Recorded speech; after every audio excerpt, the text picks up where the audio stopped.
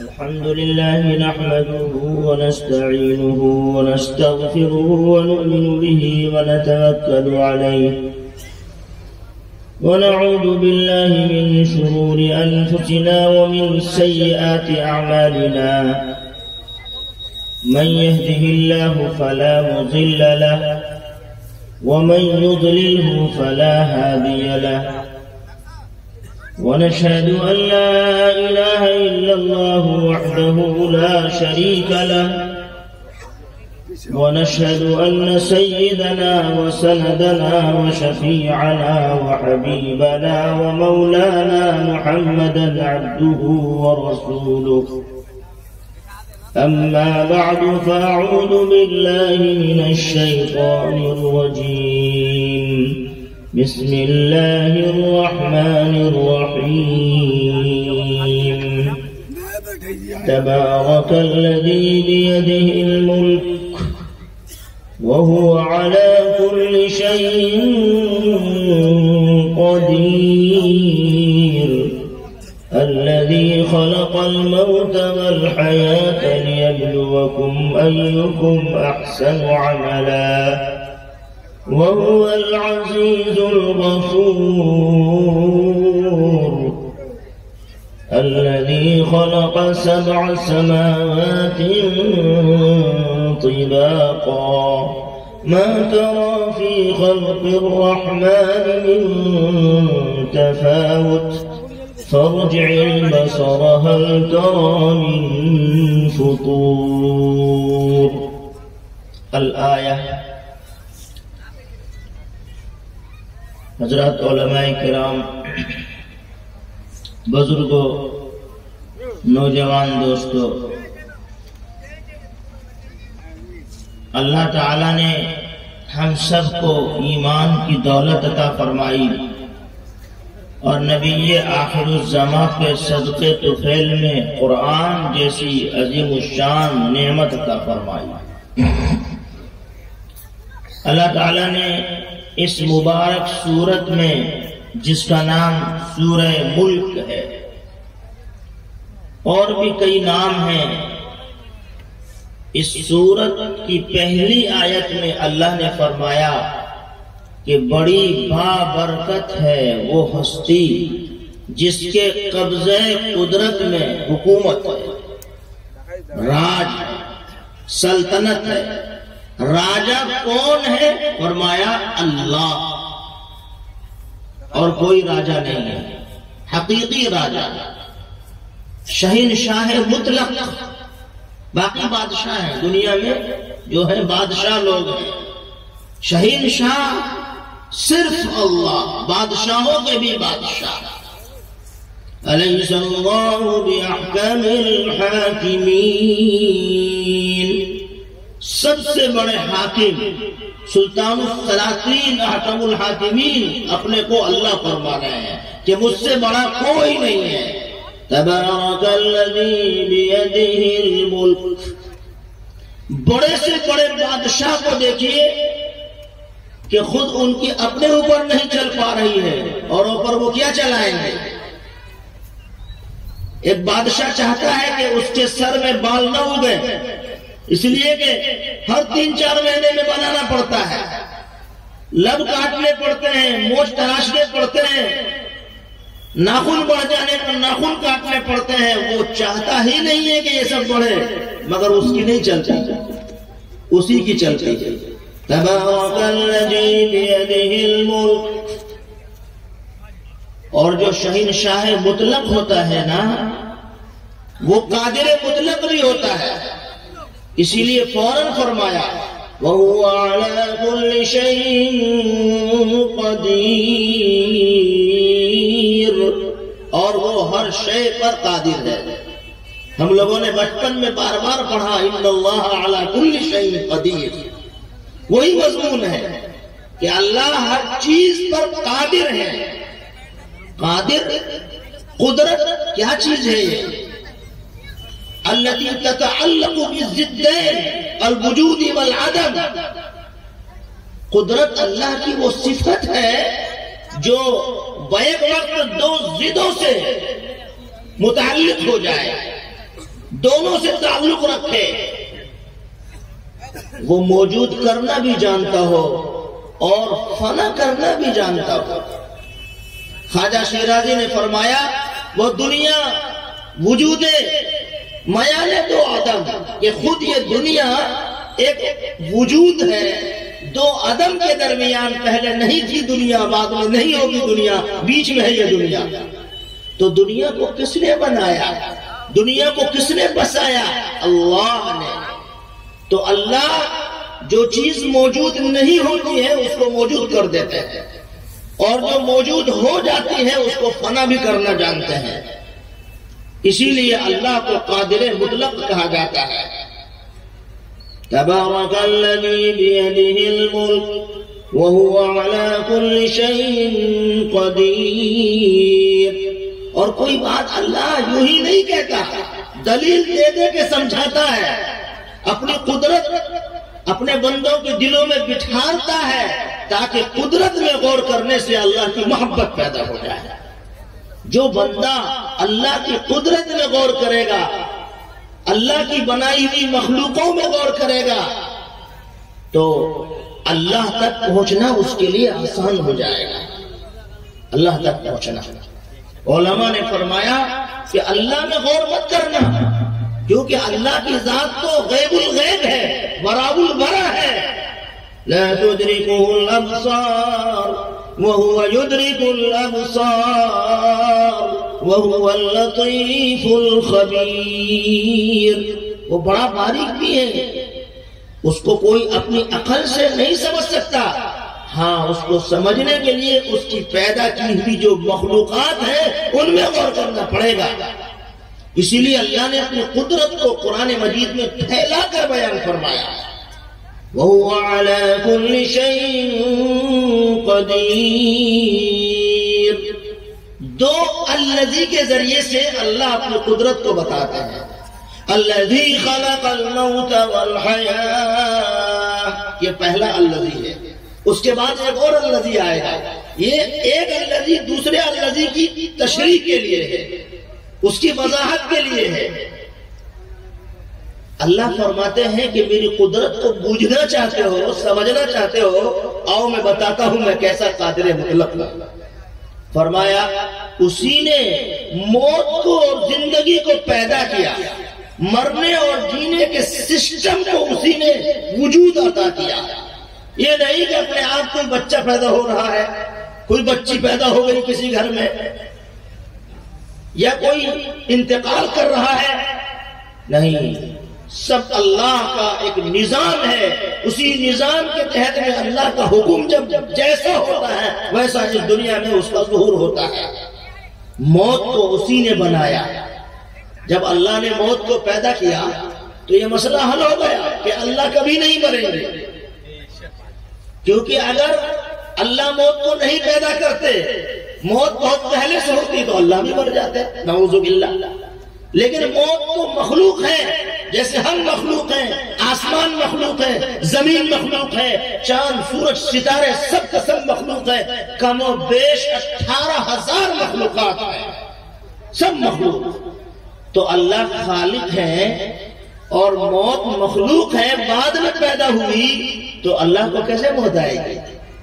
اسی لیے اللہ نے آیت الکرسی میں، جس کو ہر نماز کے بعد پڑھنا چاہیے، اس میں شروع میں فرمایا اللہ لا الہ الا هو الحی القیوم، کہ اللہ کے سوا تو کوئی ہے ہی نہیں، لا الہ الا هو، لا معبود بحق الا اللہ، معبود حقیقی تو بس اللہ ہے اور کوئی نہیں ہے۔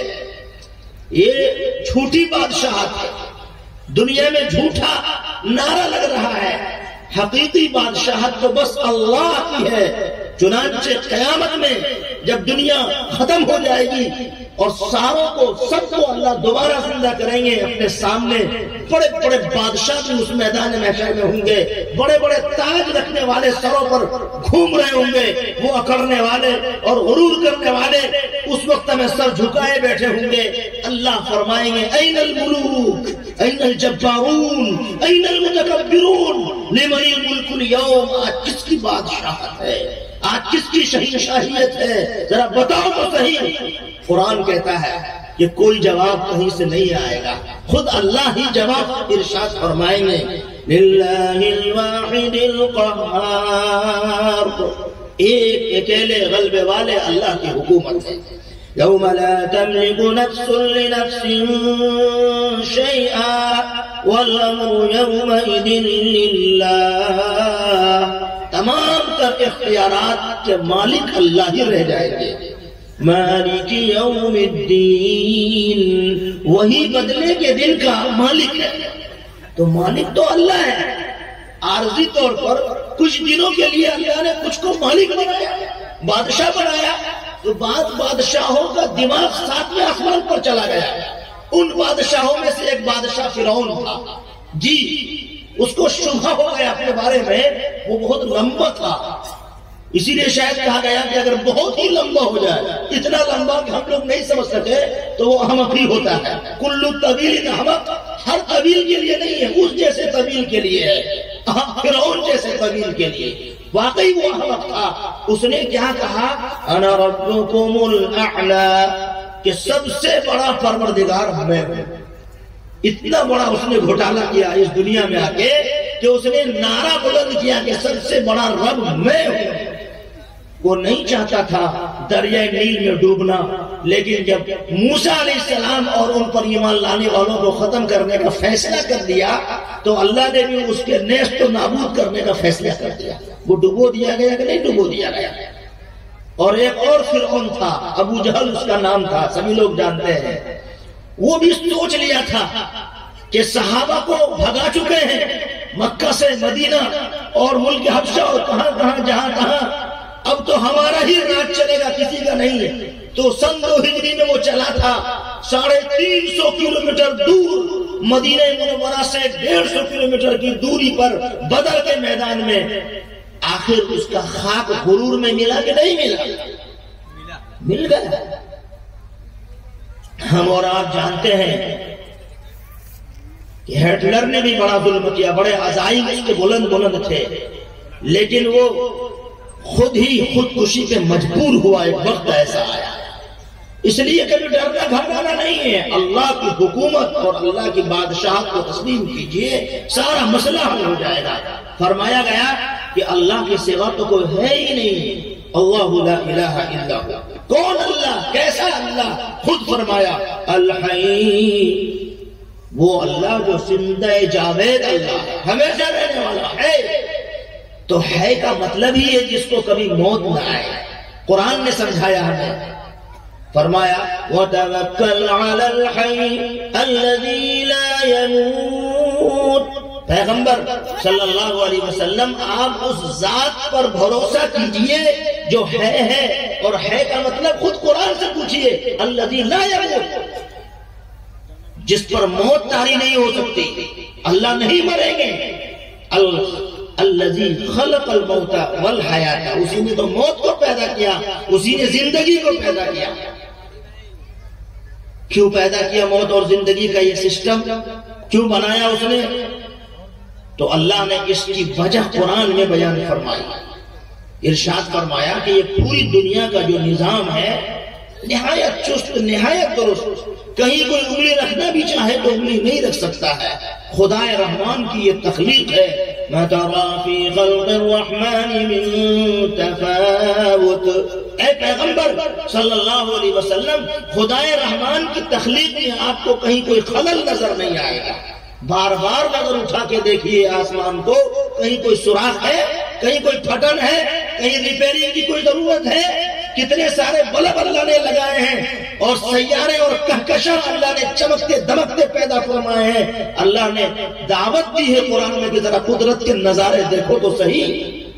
اور جو نہیں دیکھے گا، جو انکاری بنے گا، فرمایا وَلِلَّذِينَ كَفَرُوا بِرَبِّهِمْ عَذَابُ جَهَنَّمَ. تو جہنم کا عذاب تیار ہے کافروں کے لیے. جب جہنم میں کافروں کو ڈالا جائے گا تو اس کا بھی تھوڑا سا نقشہ کھینچا گیا کہ چیخیں گے، چلائیں گے اور ایک عجیب شور شرابہ ہوگا. سَمِعُوا لَهَا شَهِيقًا وَهِيَ تَفُورُ، کہ وہ اس کی ایک چیخ سنیں گے ایسے جیسے کہ کوئی چیز جوش مار رہی ہو، تکاد تمیز من الغیظ، ایسا لگے گا جیسے کہ غصے میں پھٹ پڑے گا وہ. یعنی جہنم کی غضبناکی کو قرآن نے بیان کیا کہ جہنم مارے غصے کے پھٹ جائے گی، ایسا خوفناک نظارہ ہوگا. آج اگر آسمان میں بادل گرجتا ہے ہم اپنے کانوں میں انگلیاں ٹھیس لیتے ہیں ڈر کے مارے. قرآن مجید میں جو نقشہ کھینچا گیا ہے جہنم کا، ذرا تنہائی میں بیٹھ کے سوچئے گا تو لگے گا کہ وہ بہت بھیانک ہے، بڑا خطرناک سین ہے. کافروں سے پوچھا جائے گا، داروغہ جو جہنم کے ہوں گے وہ سب الگ کنارے میں لے جا کے کہیں گے سألهم خزنتها ألم يأتكم نذير. چونکہ دنیا میں بھیجنے کا مقصد بتایا کہ آزمائش ہے. اب آزمائش میں کوئی ایمان والا ہوا، کوئی ایمان نہ لا سکا، تو ایمان والے کی تو مستی ہی مستی، مزے ہی مزے، جنت ہی جنت. لیکن کافروں کی گردن پھنسی تو قرآن میں اللہ نے اس کے بارے میں پوری تفصیل بیان فرمائی. خاص طور پر یہاں اس موقع پر فرمایا کہ ان سے داروغہ جہنم کے پوچھیں گے. دنیا میں جب داروغہ ہو سکتے ہیں تو اس دنیا کے بعد ایک اور بات ہے، ایک اور جہاں ہے جس کو آخرت کہتے ہیں، وہاں بھی داروغہ کیوں نہیں ہو سکتے ہیں؟ وہاں کے داروغہ فرشتے ہوں گے، انسان نہیں ہوں گے. علیہا ملائکۃ غلاظ شداد لا يعصون اللہ ما امرهم ويفعلون ما يؤمرون. جس کا حکم ان کو دیا جائے گا وہی انجام دیں گے. سر منہ انحراف نہیں کر سکتے، فرشتے اللہ کے حکموں کو بجا لائیں گے. اور یہ کافر، اللہ کے انکاری لوگ، نبی کے اور رسول کے نہ ماننے والے لوگ، یہ سب کے سب پھنسیں گے، ان کی گردنیں پھنسیں گی. ہمارا قرآن کہتا ہے، قرآن مجید کے ایک موقع پر تو آنکھیں کھول دی، فرمایا وَهُمْ يَسْتَرِخُونَ فِيهَا، وہ جہنم میں چیخیں گے، چلائیں گے، فریاد رسی کریں گے، کہیں گے ربنا اخرجنا نعمل صالحا غیر الذی كنا نعمل. خدایا اس جگہ سے نکال کے دوبارہ بھیجیے نا، دنیا میں بھیج دیجیے، اب ہم ٹھیک ٹھاک عمل کریں گے. قرآن میں اللہ نے فرمایا کہ ان سے کہا جائے گا اچھا اب دنیا میں جانا چاہتے ہو؟ کیا ہم نے اتنی زندگی نہیں دی تھی، اتنا زمانہ نہیں دیا تھا کہ اگر کوئی نصیحت حاصل کرنا چاہتا تو نصیحت حاصل کر لیتا؟ اولم نعمرکم ما یتذکر فیہ من تذکر وجاءکم النذیر. اور تمہارے پاس ڈرانے والے بھی آئے، تمہیں تو وہ زمانہ ملا. کوئی آدمی 60 سال 70 سال، کوئی 80 سال، کوئی 90 سال دنیا میں جیتا ہے، یہ کم عمر ہے. ایک انسان کے سنورنے کے لیے، بننے کے لیے، اللہ کو پانے کے لیے بڑی عمر ہے. اسی لیے تو کہا گیا کہ صبح کا بھٹکا ہوا اگر شام کو واپس آ گیا تو وہ بھٹکا ہوا نہیں ہے. اگر 10-15 سال کے بعد اللہ سب کو موت دے دیتے، 20 سال کی عمر پر تجویز کی جاتی موت کی، تو کون ہے جو اللہ سے لڑتا جھگڑتا؟ کون اللہ کو روکتا؟ کوئی روک نہیں سکتا تھا. لیکن اللہ نے 60 سے 70 سال کے درمیان یہ زمانہ دیا ہے اس امت کو. اعمار امتی بین 70 و 60، اور کما قال صلی اللہ علیہ وسلم کہ میری امت کی عمریں یعنی ایوریج نکالیے گا، کوئی تو 30-40 میں بھی چلا جاتا ہے، کوئی 80-90 کروس بھی کر جاتا ہے، لیکن ایوریج جب نکالیے گا تو 60 سے 70 کے درمیان ہوگا. تو یہی فرمایا جائے گا کیا ہم نے اتنی زندگی نہیں دی تھی، عمر کا اتنا لمحہ نہیں ملا تھا کہ اگر کوئی نصیحت حاصل کرنا چاہتا تو نصیحت حاصل کر لیتا؟ تو وہ لوگ کہیں گے کہ اچھا ایک دن کا عذاب تو کم سے کم ہلکا ہو جاتا. يخفف عنا يوما من العذاب ونادوا يا مالك ليقض علينا ربك. جہنم کے داروغہ کا نام قرآن میں آیا ہے مالک، تو وہ پکاریں گے کہ اے مالک، اے مالک ذرا کہیے یا تو عذاب ہلکا کرا دیجئے، نہیں تو ہمیں موت نہیں دے رہے تو عذاب ہی ہلکا کرا دیجئے. 2 آپشن، یا تو ہمارے لیے موت کا فیصلہ کرا دیجئے کہ ہم مر جائیں، کہانی ختم. وہاں تو موت آ نہیں سکتی، اس لیے کہ موت کی بھی وہاں موت آ جانی ہے. یہ عجیب بات ہے. جی الموت بکبش، موت کو میڈھے کی صورت میں لایا جائے گا اور اس کو بیچ سے 2 ٹکڑا کر دیا جائے گا۔ وہ دن مسلمانوں کی خوشی کا سب سے بڑا دن ہوگا، اور جو لوگ اللہ کو نہیں مانتے ہیں ان کے غم کا سب سے خطرناک دن ہوگا کہ موت کو بھی موت آ چکی ہوگی۔ وما هو بميت ومن ورائه عذاب غلیظ۔ اسی کو قرآن نے اس طرح بیان فرمایا کہ پیچھے عذاب ہی عذاب خطرناک قسم کے ہوں گے، اور موت کر رہے ہوں گے لیکن موت نہیں آئے گی، اس لیے کہ موت بھی مر چکی ہوگی تو کہاں سے آئے گی؟ موت تو مخلوق ہے اللہ کی۔ القصہ مختصر، کافروں سے پوچھا جائے گا، منکروں سے پوچھا جائے گا، آج چاہے جو کچھ بھی کر لیں انکار کرنے والے، لیکن کل جب ان کی گردن ناپی جائے گی اس وقت میں ان کو اقرار اور اعتراف کرنا پڑے گا کہ واقعی ہم ہی مجرم ہیں۔ فاعترفوا بذنبهم، اعتراف کریں گے اپنے گناہوں کا۔ کیا خوبصورت اللہ نے نقشہ کھینچ کے دکھایا ہے۔ اس سورہ کو سورہ منجیہ بھی کہا گیا ہے۔ پیارے نبی صلی اللہ علیہ وسلم جب تک یہ سورت نہیں پڑھ لیتے تھے نہیں سوتے تھے۔ ہم لوگ بھی کوشش کریں گے کہ انشاءاللہ یہ سورت ضرور پڑھیں گے انشاءاللہ۔ بہت ہی مبارک سورہ ہے قرآن مجید کی یہ۔ اللہ تعالیٰ نے پیارے نبی صلی اللہ علیہ وسلم پر یہ سورت نازل فرمائی، 30 آیتیں ہیں۔ بعض بزرگوں کا معمول تھا کہ جب مہینہ شروع ہوا تو تفاعل صالح کے طور پر، چونکہ نیک تفاعل لینا اسلام میں جائز ہے، یہ سوچتے ہوئے کہ آج پہلی تاریخ ہے تو 30 آیتوں والی سورت پڑھیں گے تو مہینے کا 30 دن ہمارا اچھا گزرے گا، تو ایسا بھی کیا ہے آج بزرگوں نے۔ اور بعض بزرگوں نے بالغ ہونے کے بعد سے موت تک کبھی ناغہ نہیں کیا، یہ سورت پابندی سے پڑھتے رہے، اور بعض جگہ تو قبر کا عذاب رکا ہوا نظر آیا اس سورت کے پڑھنے کی وجہ سے۔ قرآن مجید کو تاثیر کلام ہے بزرگوں۔ 2 عمل اس دنیا میں بہت جلدی اپنا اثر دکھاتا ہے، 2 عمل میں بتا کے اپنی بات مکمل کر دوں گا، اس لیے کہ دنیا میں پیدائش کا جو مقصد قرآن نے بتایا وہ یہی بتایا، لِيَبْلُوَكُمْ أَيُّكُمْ أَحْسَنُ عَمَلًا، وہ چاہتا ہے کہ تمہارا امتحان کرے، آزمائش کرے کہ کون شاندار عمل کرتا ہے، اسی لیے دنیا میں بھیجا گیا ہے۔ یہ دنیا کوئی کھیل کا نہیں ہے، یہ کوئی تماشا کا نہیں ہے، یہ کوئی تفریح کا نہیں ہے، یہ دنیا آزمائش گاہ ہے، اللہ کو پہچاننے کی شاندار جگہ یہ دنیا ہے، معرفت گاہ ہے یہ۔ اگر یہاں سے اچھی کوئی جگہ ہوتی ہے اللہ کو پہچاننے کی تو کم از کم انبیاء علیہ السلام کو وہاں ضرور رکھا گیا ہوتا، لیکن سارے انبیاء علیہ السلام بشمول جناب محمد رسول اللہ صلی اللہ علیہ وسلم کے اسی دنیا میں تشریف لائے۔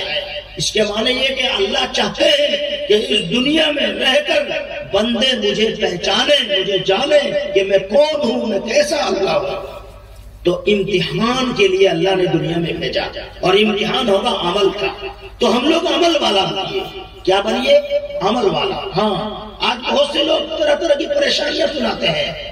ایک صحابی اللہ والے کے پاس گئے کہ حضور لگتا ہے کہ کوئی جنات بھوت آ گیا ہے گھر میں۔ کہا کوئی جنات بھوت نہیں ہے، عمل نہیں ہے اسی لیے جنات بھوت آ گیا ہے، عمل شروع کرو سب ختم ہو جائے گا۔ کہا کون سا عمل، کیسا عمل کریں؟ کہا کہ بیت الخلا کا جو گیٹ ہے نا اس میں تالا لگا دو اور اس کی چابی ذرا دور رکھ دو، اور وہاں سے جب لانے کوئی جائے تو اس وقت آتے ہوئے دعا پڑھے، بسم اللہ اللہم انی اعوذ بک من الخبث والخبائث، اور پھر تالا لگا کے وہاں رکھنے جائے تو پڑھے غفرانک الحمدللہ الذی اذھب عنی الاذی وعافانی۔ گھر کے سارے لوگ ایسا کریں اور 10 دن کے بعد آ کے رپورٹ دیجئے کہ بھوت بھاگا کہ نہیں بھاگا۔ ماشاءاللہ 5 دن میں سارا بھوت بھاگ گیا، گھر کا سارا سسٹم اور سارا نظام درست ہو گیا۔ تو ہم لوگ عمل والے اصل میں نہیں بن پا رہے ہیں، ہم لوگ سنتے رہتے ہیں ذرا اور کان کو تھوڑا مزہ دیتے رہتے ہیں، اس سے کام نہیں چلے گا۔ تھوڑی دیر کام چلے گا، بہت دیر تک کام چلانے کے لیے عمل کرنا پڑے گا۔ تو عمل کے لیے کیا ہے؟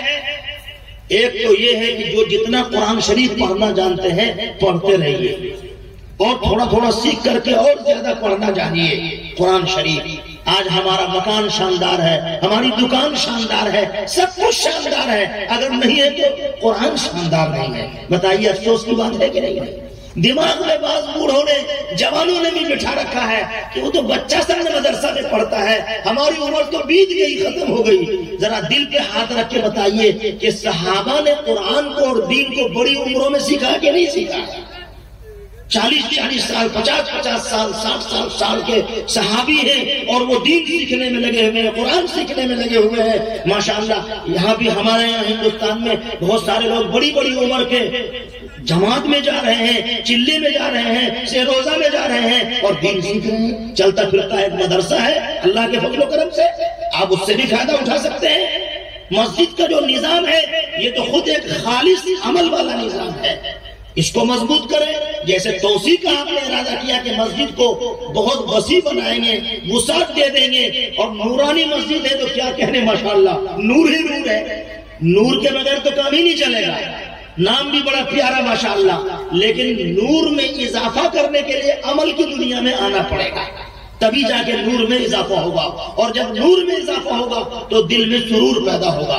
اور وہ عمل دو جو مجھے بتانا ہے، ایک عمل کا نام ہے تلاوت، جو چھوٹی عمر سے لے کر بڑی عمر تک آخری سانس تک کرنے کی چیز ہے۔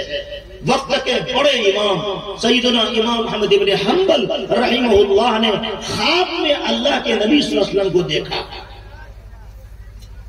تو یہ تو بہت سارے اللہ والوں نے دیکھا، انہوں نے بھی دیکھا، لیکن اس سے بڑی بات یہ کہ انہوں نے اللہ کو بھی خواب میں دیکھا۔ یہ بات عجیب و غریب لوگوں کو لگتی ہے کہ اللہ کو بھی دیکھا۔ جی ہاں، خواب میں اللہ کو بھی دیکھا جا سکتا ہے، بیداری میں تو اللہ کو کوئی نہیں دیکھ سکتا۔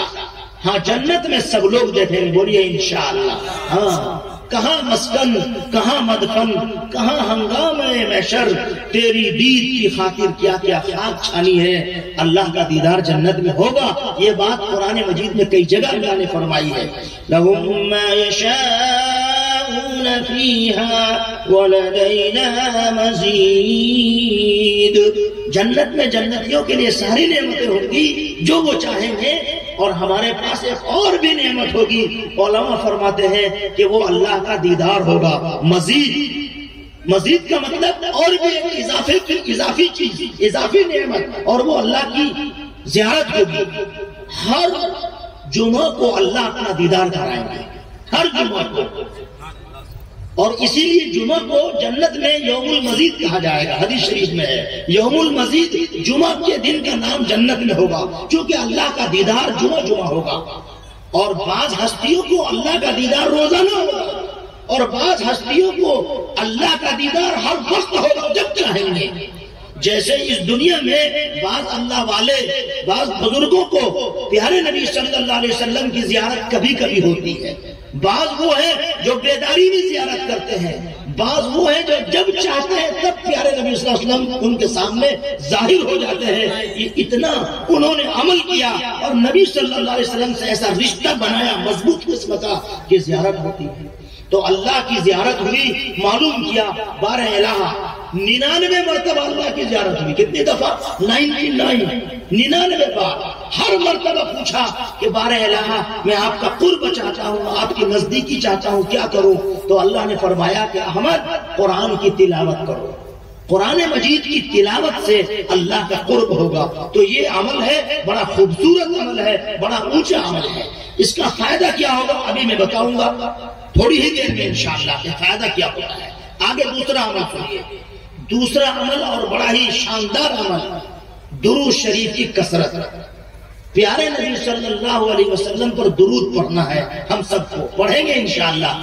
پڑھیے ذرا ایک دفعہ، اللہم صلی علی محمد وعلی آل محمد کما صلیت علی ابراہیم وعلی آل ابراہیم انک حمید مجید، اللہم بارک علی محمد وعلی آل محمد کما بارکت علی ابراہیم وعلی آل ابراہیم انک حمید مجید۔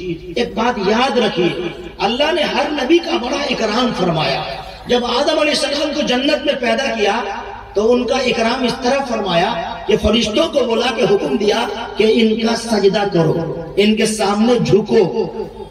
فرمایا وَإِذْ قُلْنَا لِلْمَلَائِكَةِ اسْجُدُوا لِآدَمَ فَسَجَدُوا إِلَّا إِبْلِيسَ، سارے سجدے میں چلے گئے یہ سجدہ برائے تعظیم تھا، برائے عبادت نہیں۔ عبادت کے لیے سجدہ تو صرف اللہ ہی کے لیے کیا جائے گا، اللہ کے سوا کسی کو سجدہ کرنا جائز ہی نہیں ہے، حرام ہے، حرام ہے، حرام ہے۔ لیکن تعظیم کے لیے سجدہ فرشتوں کو حکم ملا تھا کہ کرو، آدم کو سجدہ کرو، مگر اللہ نے فرشتوں کو صرف حکم دیا بس۔ اور جب نبی کریم صلی اللہ علیہ وسلم پر درود کا معاملہ آیا تو فرمایا کہ فرشتے بھی اور اللہ بھی سب، اللہ نے اپنے کو شامل کر کے فرمایا ان اللہ وملائکتہ یصلون علی النبی یا ایھا الذین آمنوا صلوا علیہ وسلموا تسلیما۔ بے شک اللہ اور اس کے فرشتے نبی محمد صلی اللہ علیہ وسلم پر درود بھیجتے ہیں، اے ایمان والو تم بھی ان پر درود بھیجو، سلام بھیجو۔ پڑھیے اللہم صلی علی محمد وعلی آل محمد کما صلیت علی ابراہیم وعلی آل ابراہیم انک حمید مجید، اللہم بارک علی محمد وعلی آل محمد کما بارکت علی ابراہیم وعلی آل ابراہیم انک حمید مجید۔ حدیث شریف میں کہ جو درود زیادہ پڑھے گا قیامت میں وہ سب سے زیادہ میرے نزدیک اور قریب ہوگا۔ علماء فرماتے ہیں کہ محدثین سب سے قریب میں ہوں گے، کیوں؟ انہوں نے ہر حدیث میں قال قال رسول اللہ صلی اللہ علیہ وسلم، قال قال رسول اللہ صلی اللہ علیہ وسلم، جس حدیث میں بھی دیکھیے من بنا للہ مسجدا بنى اللہ له بیتا فی الجنہ، وہ بعد میں روایت آئے گی، اس سے پہلے عن النبی صلی اللہ علیہ وسلم قال قال رسول اللہ صلی اللہ علیہ وسلم، اور اس کے بعد پھر مضمون حدیث۔ تو اتنی دفعہ محدثین نے پڑھایا اور سنا اور سنایا کہ سب سے زیادہ درود پڑھنے والے کثرت کے ساتھ محدثین کرام، اور مختصر درود ہے صلی اللہ علیہ وسلم، اس میں صلاۃ بھی ہے، اس میں سلام بھی ہے۔ اب سنیے فائدہ، اور فائدہ بتا کر میں اپنی بات کو مختصر کر دوں گا۔ فائدہ یہ ہے کہ ایک بزرگ گزرے ہیں 8ویں صدی کے محمد بن سلیمان، نام یاد رہے گا۔ محمد بن سلمان تو سعودی عرب کے بادشاہ ہیں ابھی پرزینٹ۔ محمد بن سلیمان سن 708 ہجری میں وہ پیدا ہوئے، وہ ایک علاقہ سوس میں پیدا ہوئے۔ وہ جا رہے ہیں کہیں، دیکھا کہ نماز کا وقت ہو گیا تو کنواں، آج کل اس کو رہٹ اور انارہ ہمارے یہاں بولتے ہیں، ایک کنواں نظر آیا، گئے کہ پانی نکال کے وضو کر کے نماز پڑھیں گے، مگر وہاں ڈول نہیں تھا۔ وہ پریشان ہوئے کہ کیسے پانی نکلے گا، تو بغل میں ایک کچا مکان تھا، ایک چھوٹی سی بچی، بہت بڑی سیانی عمر کی نہیں تھی، چھوٹی عمر کی تھی، وہ کھڑی تھی، وہ دیکھ رہی تھی، اور کہ آخر دیکھیں حضرت، تو وہ آہستہ آہستہ آگے بڑھی اور کہنے لگی کہ چچا آپ کیا تلاش کر رہے ہیں؟ کہا بیٹی میں یہاں پر کوئی ڈول تلاش کر رہا ہوں، کہ کوئی ڈول ہے تو بتاؤ، پانی نکال کے میں وضو کرنا چاہتا ہوں۔ کہا کہ ڈول کی کیا ضرورت ہے، ابھی دیکھیے پانی کیسے نکلتا ہے۔ بس آگے بڑھی اور منہ سے تھوڑا تھوک نکال کے اس پانی میں سے ڈال دیا، لو آب دہن، منہ کا تھوک ڈال دیا۔ تھوڑی دیر میں جیسے نمک کو کولا میں ڈالیے گا تو کیسے اوپر میں آتا ہے، اسی طرح وہ پانی دھیرے دھیرے دھیرے دھیرے اوپر آیا اور پورا کنواں بھر گیا۔ حضرت حیران کہ یہ چھوٹی سی بچی، کراماتی قسم کی لڑکی، اس نے پورا پانی اوپر کرا دیا، آخر کون سا عمل کرتی ہے بھائی یہ؟ تو نماز سے فارغ ہونے کے بعد بچی کو کہا بیٹی اللہ واسطے تم مجھے بتاؤ تم کون سا عمل کرتی ہو، لڑکی ساتھ ہو کر بھی اتنا اونچا عمل کہ کرامت کا درجہ تم کو مل گیا۔ کہا کہ چچا میں درود شریف اتنا پڑھتی ہوں، اتنا پڑھتی ہوں کہ مجھ کو یاد ہی نہیں کہ کتنا پڑھتی ہوں، ہر وقت چلتے پھرتے اٹھتے بیٹھتے درود شریف کا بہت اہتمام کرتی ہوں۔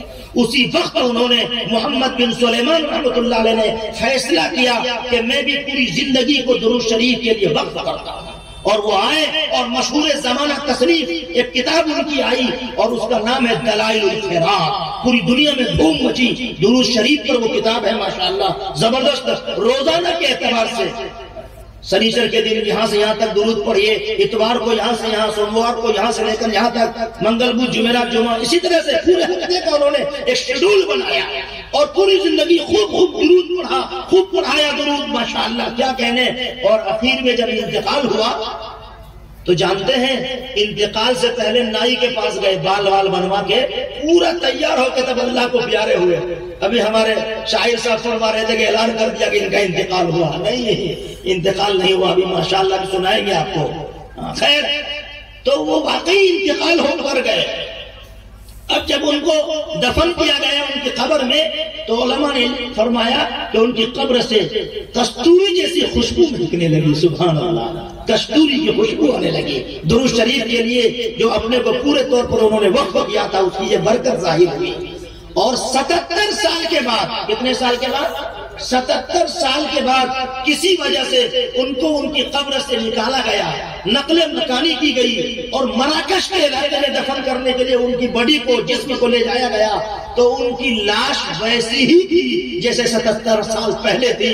لوگوں نے دیکھا اپنی آنکھوں سے تو ایسا لگا جیسا کہ ابھی نائی کی دکان سے بال بنا کے تشریف لائے۔ سبحان اللہ، کتنے سال کے بعد؟ 77 سال کے بعد۔ آپ سوچ رہے ہوں گے کہ درود شریف کی وجہ سے اتنا بڑا کام ہوا تو قرآن شریف پڑھنے کی وجہ سے بھی کوئی بڑا کام ہوا ہے۔ اپنے بہار میں سمرا ایک مدرسہ ہے، جامعہ اسلامیہ قرآنیہ سمرا، وہاں ایک بڑے حافظ صاحب تھے، حافظ بادشاہ، بہت قرآن پڑھتے تھے، بہت قرآن مجید ان کو یاد تھا۔ ان کے ابا کو بھی بہت قرآن یاد تھا۔ ابا نے کہا ایک دن بیٹا تم کو کتنا قرآن یاد ہے؟ کہا کہ مجھ کو بہت یاد ہے، آپ بتائیے نا کتنا یاد ہے؟ تو باپ بولے کہ بیٹا مجھ کو تو پورا قرآن شریف الحمدللہ کی طرح یاد ہے۔ تو بیٹا سے پوچھا کہ تم بھی بتا دو تم کو کتنا یاد ہے؟ کہا اعوذ باللہ بسم اللہ کی طرح یاد ہے۔ بتائیے، اعوذ باللہ بسم اللہ کی طرح پورا قرآن یاد ہے۔ یعنی بیٹا باپ سے قدم اور آگے۔ تو حافظ بادشاہ جب ان کا انتقال ہوا تو چمپارن کا علاقہ بوڑھی گنڈک ندی کے کنارے ایک گولیار قبرستان میں ان کو دفن کیا گیا۔ اور جب ندی کا کٹاؤ اور بہاؤ شروع ہوا اور کئی قبریں کٹنے لگی تو اپنے ناتی کے خواب میں، حافظ خلیل ان کے ناتی تھے، ابھی چند سال پہلے تک زندہ تھے، وہ انتقال فرما گئے، میں جب سمرا پہنچا تھا تو وہ اس وقت زندہ تھے، تو ان کے خواب میں آئے کہ ناتی تم سو رہے ہو، یہاں قبرستان کی قبریں کٹ رہی ہیں، میری قبر بھی جب کٹ جائے گی تب آؤ گے۔ خواب حجت نہیں ہے، غیر نبی کی جو خواب ہوتا ہے وہ شریعت میں حجت نہیں، نبیوں کا خواب حجت ہے، لیکن خواب کو تائید میں پیش کیا جا سکتا ہے، خواب سے بہت اشارے سمجھے جا سکتے ہیں۔ ناتی نے کچھ اشارہ سمجھا کہ کیا پتا اس خواب کے اندر کچھ ہے چھپا ہوا، وہ نکل کے باہر آئے اور لالٹین جلایا، رات کا واقعہ تھا، کچھ لوگوں کو لے کے گئے تو دیکھا کہ ہاں ندی بہت دور کرتے ہوئے آ گئی، تو ان کو یقین سا ہونے لگا کہ شاید ہمارے نانا ابھی قبر میں ویسے ہی ہیں، اسی لیے تو بول رہے ہیں کہ نکالو۔ تو 35 سال کے بعد قبر کھودی گئی۔ کتنے سال بعد؟ 35 سال یا 30 سال، یہ دو قول ہے۔ بہرحال تو ان کی قبر کو 30 سال بعد یا 35 سال کے بعد جب کھولا گیا تو حافظ بادشاہ رحمۃ اللہ علیہ ویسے کے ویسے ہی تھے جیسے 30-35 سال پہلے ان کو دفن کیا گیا تھا، اور ان کو وہاں سے نکال کے مدرسے کے اندر، سمرا مدرسے کے اندر دفن کیا گیا۔ ان کا مزار ہے، ان کی قبر ہے۔ 2 دفعہ الحمدللہ وہاں فاتحہ پڑھنے کا مجھ کو موقع ملا ہے۔ تو یہ بزرگوں قرآن شریف کی تلاوت کا فائدہ اور درود شریف کی کثرت کا فائدہ ہے۔ ہم سب تہیہ کیجیے کہ انشاءاللہ پوری زندگی آخری سانس تک قرآن شریف خوب پڑھیں گے اور درود شریف خوب پڑھیں گے۔ بولیے انشاءاللہ۔ اللہ تعالیٰ اپنے فضل و کرم سے عمل کی توفیق عطا فرمائے۔ وآخر دعوانا الحمدللہ رب العالمین۔